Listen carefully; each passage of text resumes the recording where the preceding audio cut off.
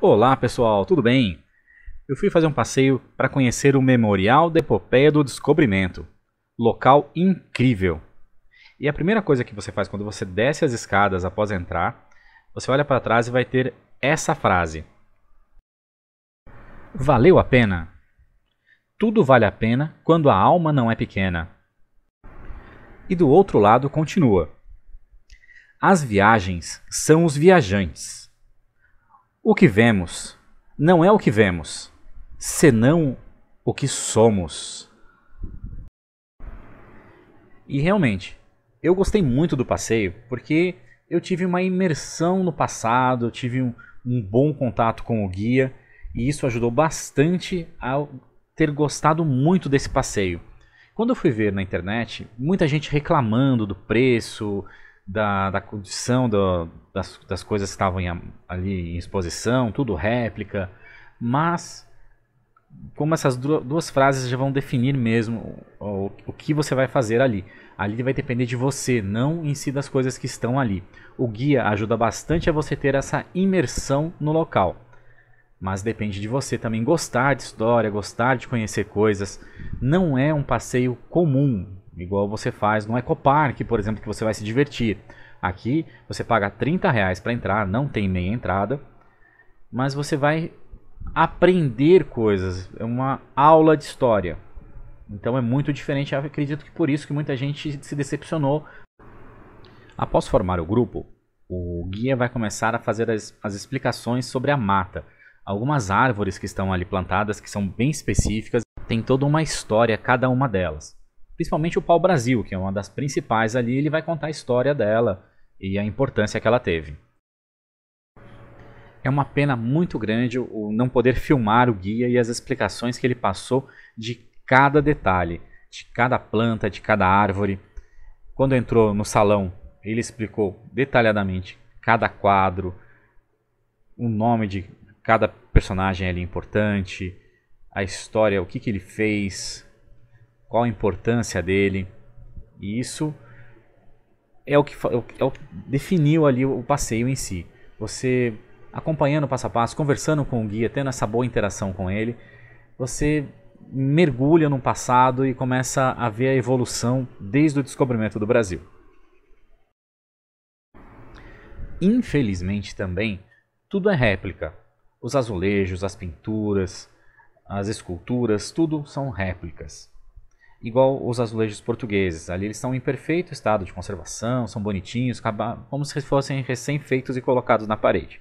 É muito diferente de quando você vai para Salvador, por exemplo, e nas igrejas de Salvador você consegue ver os azulejos originais, gastados com o tempo.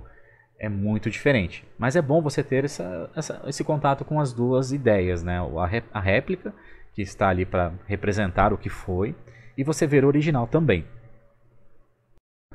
A única parte que contém texto são esses cartazes, que são bem específicos e tem ali as fotos e as descrições. Todo o resto da exposição tem apenas os quadros. E precisa do guia explicando ali cada um deles detalhadamente, a importância histórica e tudo mais. Mesmo parecendo muito rápido passear pelos quadros e dar a volta em toda a exposição, na realidade, com o guia comentando cada quadro, fazendo essa imersão, fazendo você mergulhar na história, você participar ali dos atos, fazer você pensar como era naquela época, desde 1500 e ir evoluindo com o tempo, cada tentativa de navegação, os investimentos, quem fez, quem ajudou, como foi, as primeiras tentativas, ou aportar no Brasil, toda essa história detalhadamente ela é muito extensa. Então,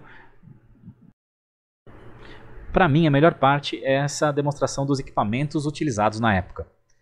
Imaginar um relógio de sol, o que eles utilizavam como bússola, como era feito a cartografia, como eles se movimentavam no mar sem ter conhecimento, sem saber o que tinha à frente, é muito, muito interessante. Traz também muitos poemas portugueses, os mais conhecidos, desde o que estava lá na entrada, Valeu a Pena, Tudo vale a pena se a alma não é pequena, como navegar é preciso, viver não é preciso. São grandes exaltações dos poemas portugueses, mas não se preocupe, o guia não vai ficar lendo poemas para você. Isso também demoraria muito. Só as explicações já demandam muito tempo. A melhor parte do passeio, sem dúvida, é conhecer a caravela. A caravela tem uns 35 metros de comprimento. Parece enorme, mas só parece, porque ela chegava a transportar de 80 a 150 pessoas. E eu não consegui imaginar tudo isso, toda essa quantidade de gente lá dentro. Porque não é só as pessoas, em si só 80 pessoas ali dentro não tinha nem como se movimentar mais. Mas além disso, tem que imaginar que tinha que transportar alimento para 3, 4 meses. É muita comida para muita gente. Então eu achei assim que não tinha espaço para tudo. E além de tudo isso, a caravela era feita toda de madeira. Então, quando você entra na caravela, nessa réplica, você percebe isso, que não é um material tão resistente para aguentar tanta gente, tanta comida, tanta coisa sendo transportada e ainda ficar tanto tempo dentro da água e indo para um local que eles não conheciam assim tão bem. Então imagina o medo das pessoas de estar naquele espaço tão confinado por um local que não tinham certeza para onde estava indo. Tão difícil era a viagem que de 1.500 que zarparam de Portugal, apenas 500 voltaram. 2/3 da tripulação morreram.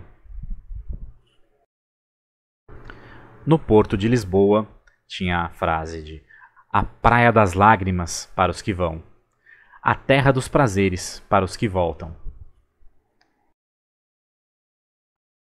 Saindo da caravela, vamos passar pela Oca Indígena. Nessa parte é uma exposição de diversos itens indígenas de diversas tribos e diversos locais do Brasil. Eu senti falta de ter um índio ali da própria aldeia que rodeiam ali a cidade, para ele mesmo ter mais propriedade para falar de cada item, quais são da etnia dele, quais são de outras etnias, explicar as diferenças. Ficaria mais educativo ainda. Não que seja ruim, do jeito que está ali está bom, você consegue ver os itens fabricados por índios.